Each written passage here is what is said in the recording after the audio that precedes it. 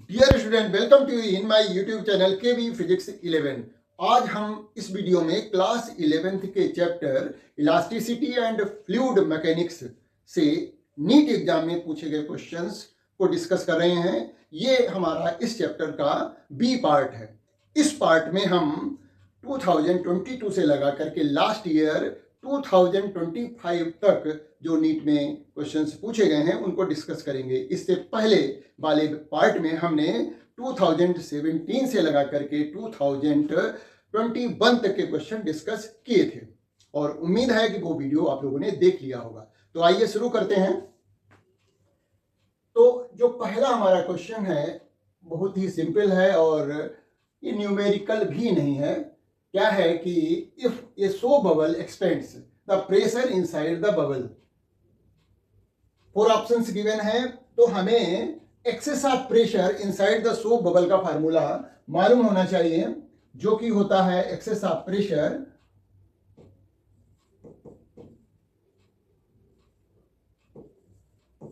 Inside the soap bubble is equal to होता है 4T/R। T क्या है? सरफेस टेंशन है। R जो है उस सोप बबल की रेडियस है। इसका मतलब हुआ कि एक्सेस ऑफ प्रेशर जो होता है वो इनवर्सली प्रोपोर्शनल टू रेडियस होता है। तो एक्सपेंशन में क्या होगा? एक्सपेंशन जब होगा तो रेडियस क्या होगी? इंक्रीज होगी। जब रेडियस इंक्रीज हो जाएगी, डिनोमिनेटर इंक्रीज हो जाएगा यहां पर इस रिलेशन में, तो क्या होगा कि जो एक्सेस ऑफ प्रेशर मान लिया डेल्टा पी है वो डिक्रीज हो जाएगा। सीधी सी बात है ना। तो इस तरह से इस फार्मूले का यूज करके हम पता कर सकते हैं कि एक्सेस ऑफ प्रेशर डिक्रीज होगा कब? जब जो है कोई भी सोप बबल एक्सपेंड करता है, यानी उसकी रेडियस इंक्रीज होती है। आगे बढ़ते हैं। देखिए ये भी क्वेश्चन जो है नॉन न्यूमेरिकल है।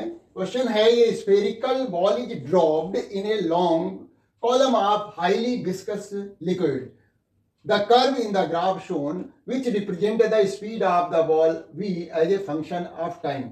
होता क्या है? यहां पर वेलोसिटी और टाइम के कुछ ग्राफ्स दिए हुए हैं। जब किसी भी ऑब्जेक्ट को, स्फेरिकल ऑब्जेक्ट को किसी विस्कस फ्लूइड में गिराया जाता है तो इनिशियली क्या होता है कि वो एक्सेलरेट होता है, उसकी स्पीड इंक्रीज होती है और फिर जो है धीरे धीरे डिक्रीज होते होते जब उस पर लगने वाला बाउंड फोर्स और विस्कस फोर्स जो कि अपवर्ड डायरेक्शन में लगते हैं और वेट उसका डाउनवर्ड डायरेक्शन में लगता है, ये लगने वाले फोर्सेज बैलेंस हो जाते हैं। मतलब अपवर्ड फोर्स जो है, ये कोई बॉल है, इस पर वेट डाउनवर्ड लगेगा और दो फोर्स जो ऊपर लगेंगे Fb प्लस Fu अपथ्रस्ट। जब अपवर्ड फोर्स जो है डाउनवर्ड फोर्स को बैलेंस कर देते हैं तो वो बॉडी एक यूनिफॉर्म कांस्टेंट वेलोसिटी से ट्रेवल करने लगती है, जिसको कि हम टर्मिनल वेलोसिटी कहते हैं। यानी वो बॉडी टर्मिनल वेलोसिटी गेन कर लेती है, मैक्सिमम कांस्टेंट वेलोसिटी है। तो यहां पर देखिए अपवर्ड जो फोर्स लग रहे हैं उसमें जो है बाउंड फोर्स है वो तो फिक्स्ड हो जाएगा, वो तो उसमें तो चेंज होगा नहीं। लेकिन ये जो विस्कस फोर्स है ये इनिशियली कम होगा, जैसे जैसे स्पीड बढ़ेगी अकॉर्डिंगली Fb की वैल्यू बढ़ेगी, क्योंकि Fb जो होता है वो वेलोसिटी पे डिपेंडेंट है विस्कस फोर्स जो है। तो एक सिचुएशन ऐसी आएगी जबकि इन दोनों का सम वो है वेट के इक्वल हो जाएगा, ये इसको कहते हैं इक्विलिब्रियम कंडीशन। तब ये बॉल जो है एक कांस्टेंट वेलोसिटी से नीचे की तरफ चलने लगेगी, जिसको हम Vt या टर्मिनल वेलोसिटी कहेंगे। तो ऐसा ग्राफ होना चाहिए। तो यहां पर ये वाला ग्राफ शो कर रहा है कि लगातार वेलोसिटी बढ़ रही है टाइम के साथ में। यहां पर बी वाला ग्राफ हमारी सिचुएशन को शो कर रहा है कि पहले तो स्पीड बढ़ रही है, फिर धीरे धीरे डिक्रीज हुई हो गई और फिर टाइम एक्सिस के पैरेलल हो गई। मतलब ये वाला ग्राफ हमारा सही ग्राफ है, जिसमें कि पहले ऐसे देखिए बढ़ रहा है, फिर धीरे धीरे डिक्रीज होते ये कांस्टेंट हो गया। मतलब ये ग्राफ जो है टाइम एक्सिस के पैरेलल हो गया। तो हमारा बी ग्राफ करेक्ट हो जाता है। देखिए सी ग्राफ में क्या होता है कि दिख रहा है कि धीरे धीरे जो है ऊपर बढ़ जो है इंक्रीज होता चला जा रहा हुआ और फिर बाद में जाकर के कांस्टेंट पैरेलल हो गया, या इसमें जो है डी वाला भी ग्राफ हमारा इस सिचुएशन को रिप्रेजेंट नहीं करता है कि जो कि हम ऑब्जर्व करते हैं जब किसी बॉडी को विस्कस फ्लूइड में गिराया जाता है। तो ये वाला ग्राफ हमारा सही है, यानी जो बी ग्राफ है वो करेक्ट है। आगे बढ़ते हैं। ये देखिए 2022 का क्वेश्चन है। इससे पहले वाले जो क्वेश्चन थे वो लास्ट ईयर मतलब 2022 के क्वेश्चन थे। तो यहां पर ये न्यूमेरिकल है, क्या the amount of energy required to form a soap bubble of radius 2 centimetre from a soap solution is nearly, surface tension की वैल्यू दी गई है, ये है। हमें एनर्जी रिक्वायर्ड या कहें वर्क डन पता करना है। सोप बबल बनाना है सोप सोल्यूशन से और जिसकी रेडियस दी गई है 2 सेंटीमीटर। तो एनर्जी रिक्वायर्ड या कहें work done,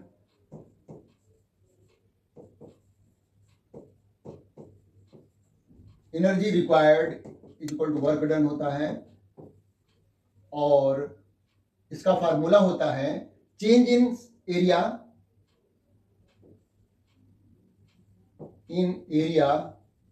into surface tension, ये है फार्मूला हमारा। तो पहला हमारा काम होगा कि यहां पर जब सोप सॉल्यूशन से वो बबल बनाया गया है तो उसका एरिया कितना चेंज हुआ। पहले तो 0 एरिया है, कोई सोप बबल नहीं है, बाद में उसको वो जो है कन्वर्ट कर दिया गया बबल के फॉर्म में जिसकी रेडियस 2 सेंटीमीटर है। तो ये हमें फार्मूला अप्लाई करना है।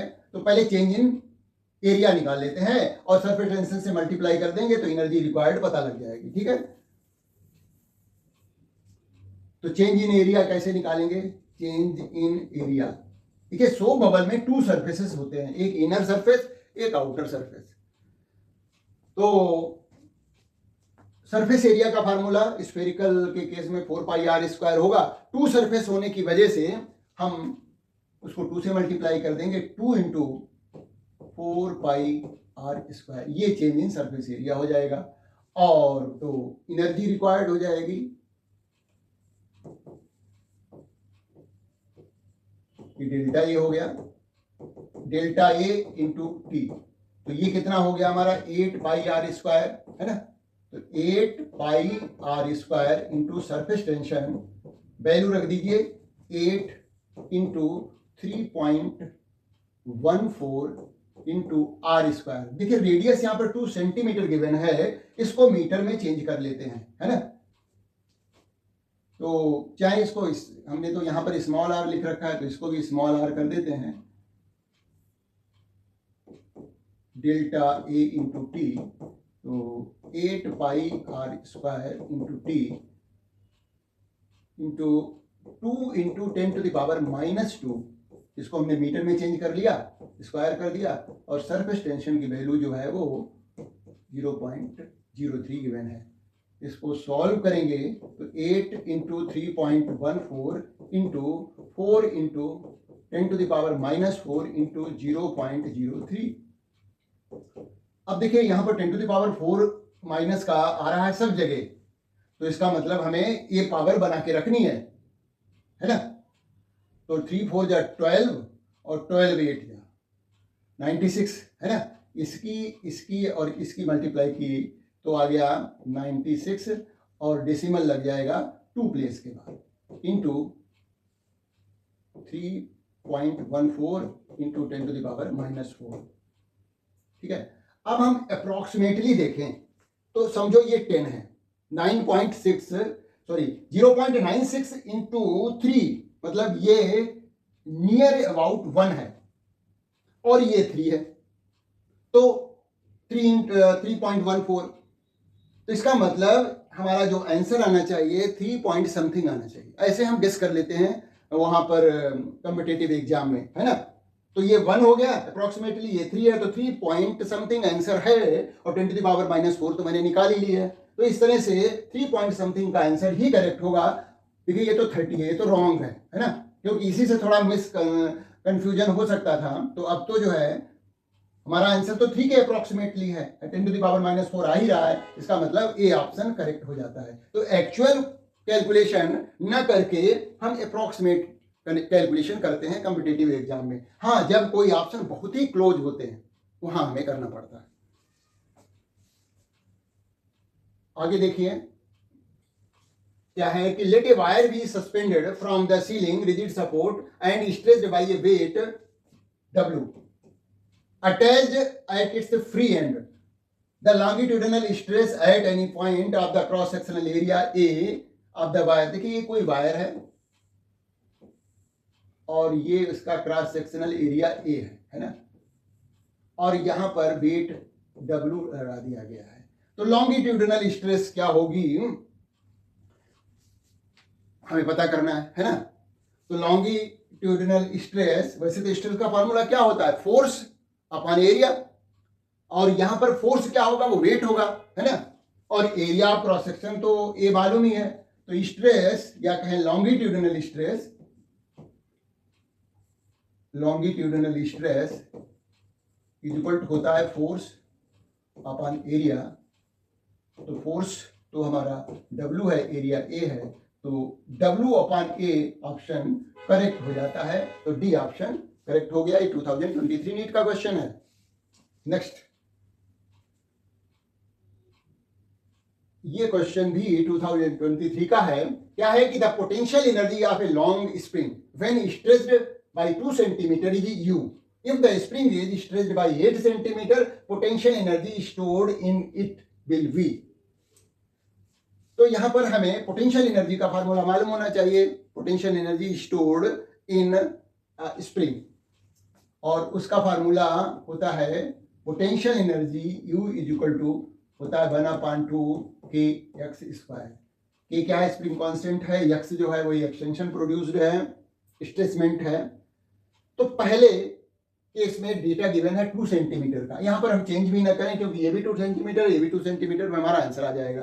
तो फर्स्ट केस में पोटेंशियल एनर्जी गिवन है U, तो U इज इक्वल टू दिया गया है 1/2 के को के रहने दीजिए, और ये 2 का होल स्क्वायर है ना। तो वैसे तो ये ओरल ही क्वेश्चन है, k/2 इंटू 4 हो गया है ना। अब बताया गया कि दोबारा में स्प्रिंग को स्ट्रेच किया जा रहा है 8 सेंटीमीटर, तो x की वैल्यू यहां पर दोबारा में 8 सेंटीमीटर हो जाएगी। तो U dash x is equal to कितना हो जाएगा, 8। When x is equal to 8, तो U dash is equal to हो जाएगा 1/2 k इंटू 8 का होल स्क्वायर है ना। तो k/2 तो रहने दीजिए, और ये हो जाएगा 64 के।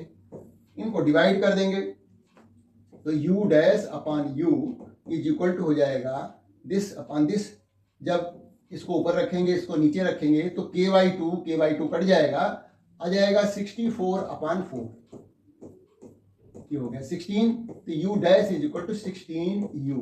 ये रिलेशन हमारा आ गया है, तो बी ऑप्शन करेक्ट हो जाता है। नेक्स्ट देखिए,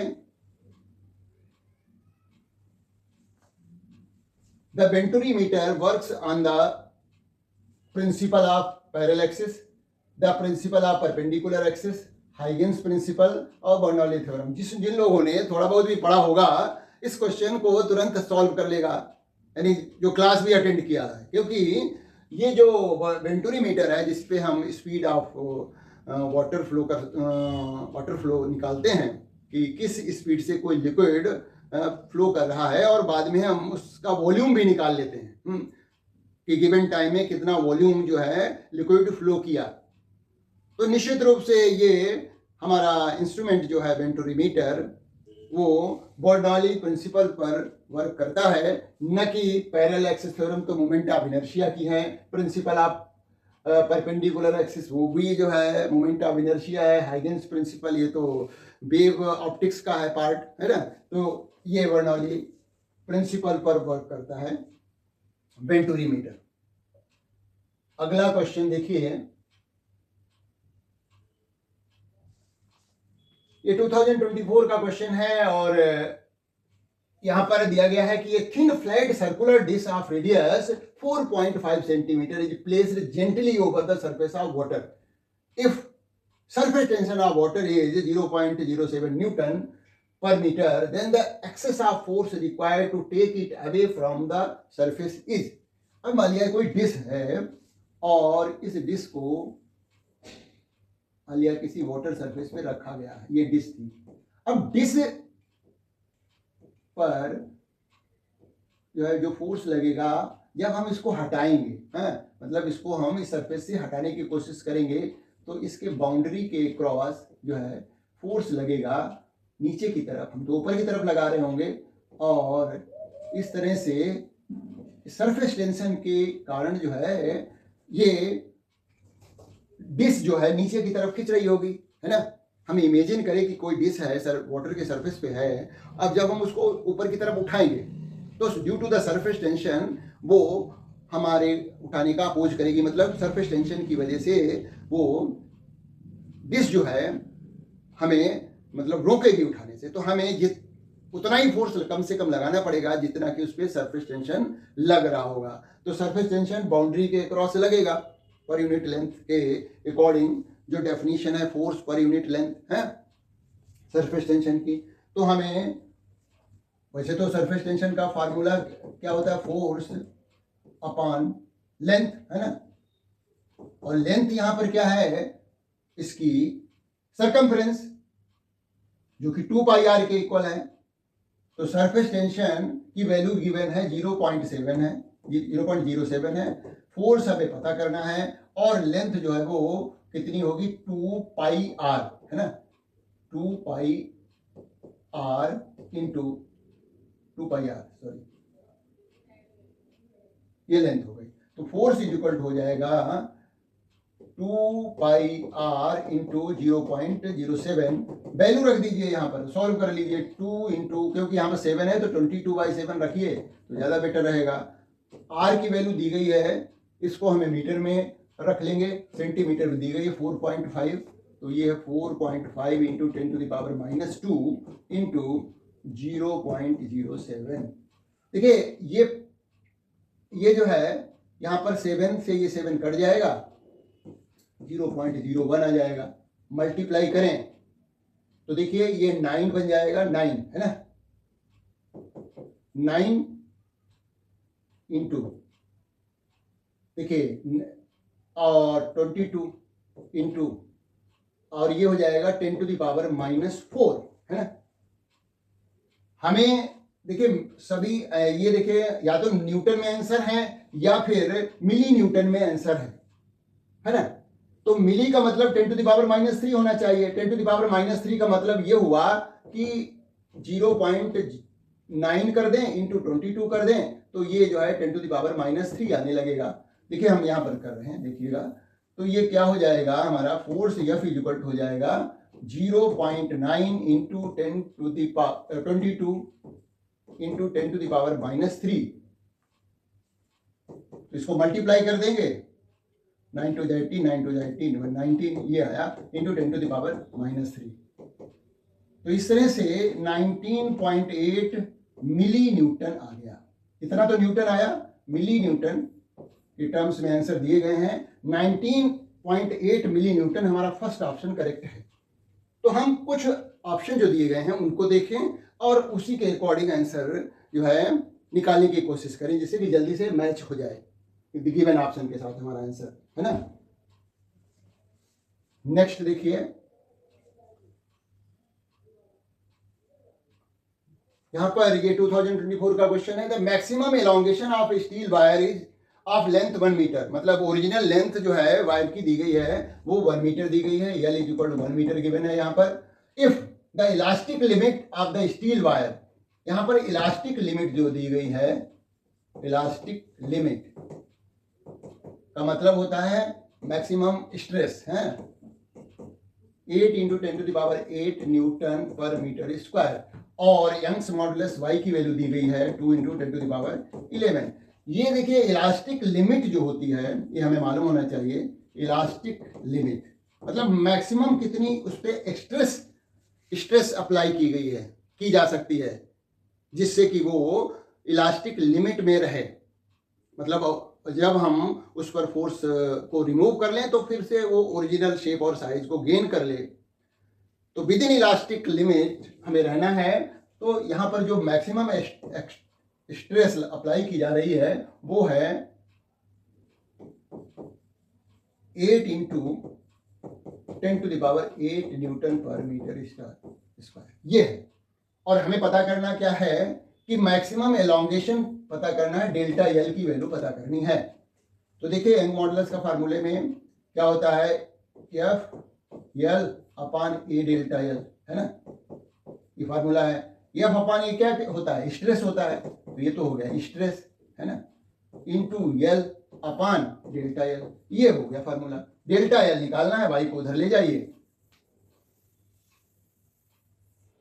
तो delta L is equal to हो जाएगा stress into L upon Y, Young modulus, है ना।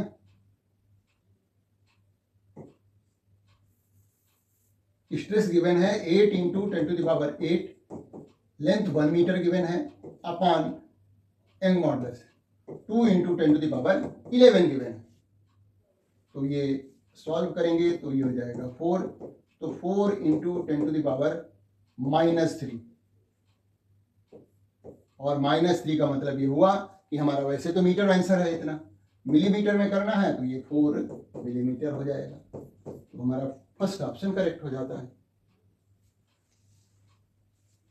अब ये 2025 का क्वेश्चन है जो कि अब तक पूछे गए, इस चैप्टर से अब तक पूछे गए क्वेश्चन का सबसे टिपिकल क्वेश्चन कहा जा सकता है।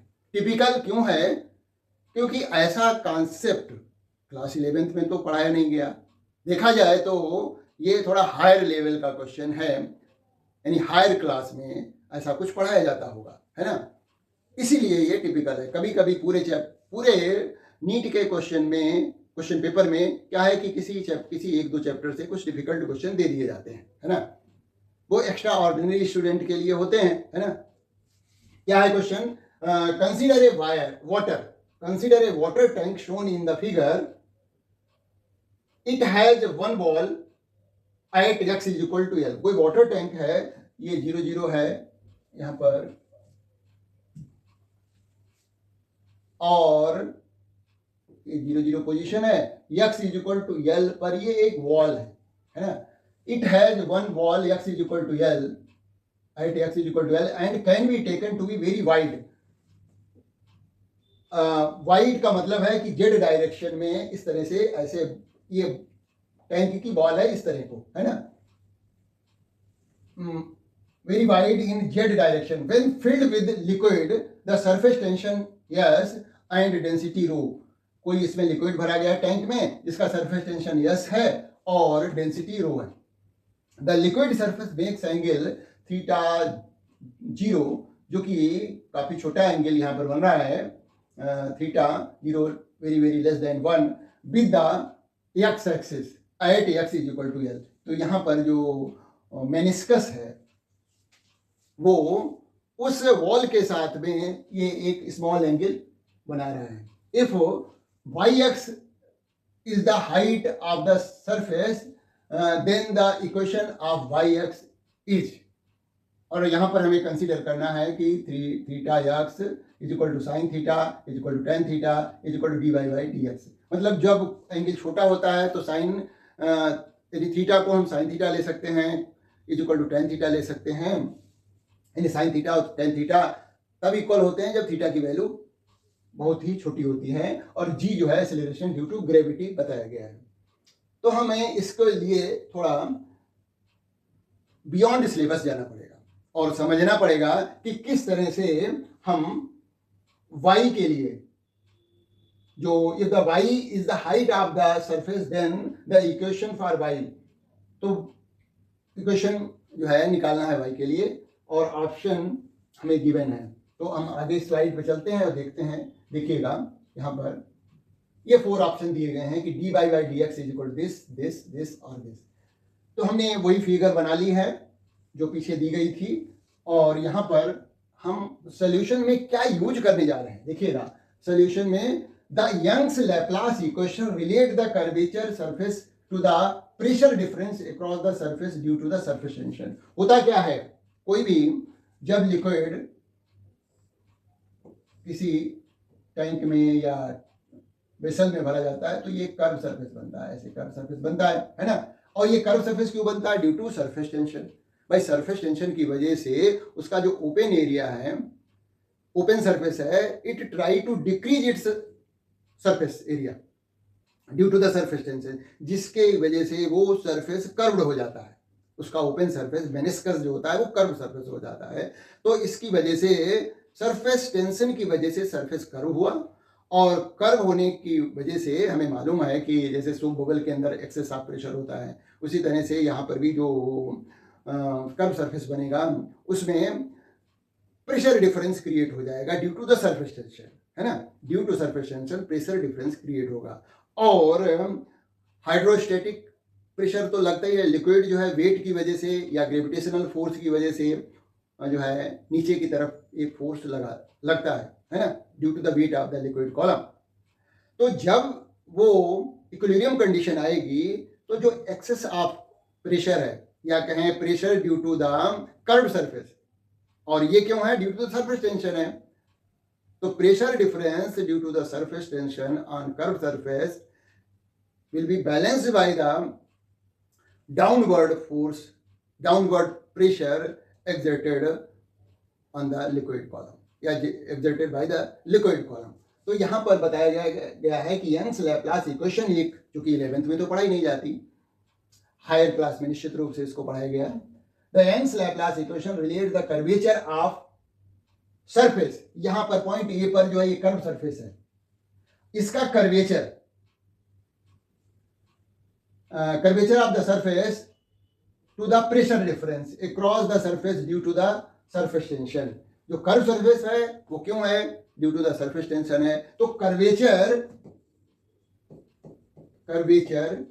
इज इक्वल टू होता है 1 upon radius of curvature, 1 upon ROC, radius of curvature is equal to, ये देखिए फार्मूला है, ये कहीं नहीं पढ़ाएगा, D square Y upon D x square whole upon ये हमारा देखिए यहां पर है, ये है कर्वेचर इज इक्वल टू हो गया 1 upon radius of curvature is equal to 1 plus d y by d x whole square whole to the power, ये वाला ब्रैकेट है 3/2। ये रिलेशन है, ऐसा कोई रिलेशन नहीं पढ़ाया जाए 11th में, है ना, इसलिए इसकी डिफिकल्टी लेवल हाई है।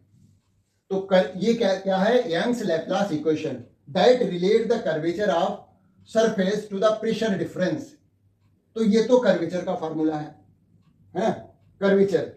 अब यहां पर देखिए d y by d x क्या होता है, tan थीटा के इक्वल होता है, और theta is very small, since theta 0 लिख देते हैं, 0 इज वेरी वेरी लेस, यानी लेस देन 1 है, तो इसका मतलब क्या हो जाएगा, tan theta 0 is equal to हो जाएगा 0।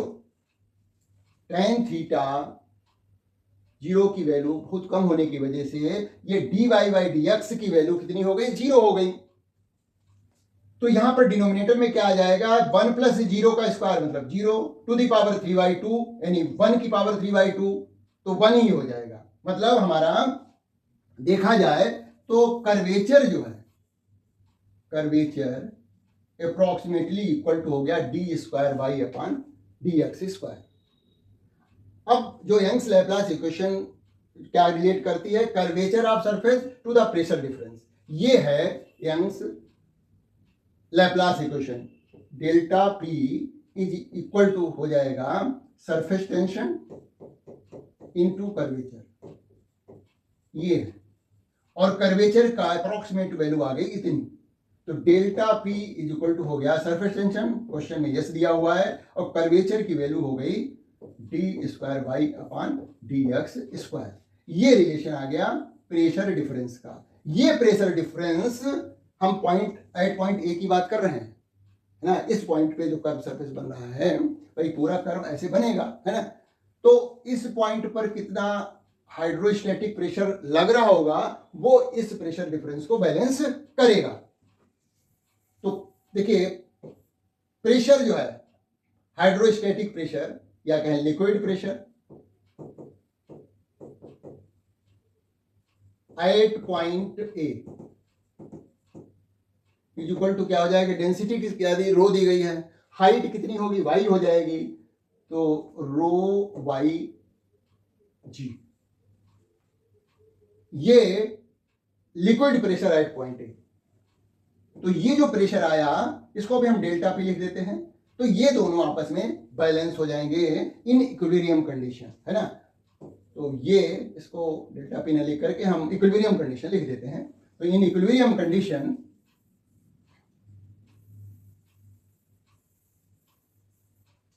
इन इक्विलिब्रियम क्या हो जाएगा, this pressure is equal to this pressure difference S into d square Y upon D x square is equal to हो जाएगा रो जी वाई। ये आया, है ना। तो d square Y upon D x square is equal to rho g y upon S को इधर ले जाए। तो ये एक रिलेशन आया है। देखिए ऐसा dy बाई डी एक्स वाला तो कोई ऐसा रिलेशन आया नहीं था।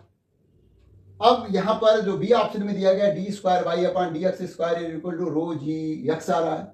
यहां पर जो लिक्विड कॉलम होगा उसकी हाइट तो वाई है ना, ए पॉइंट पर।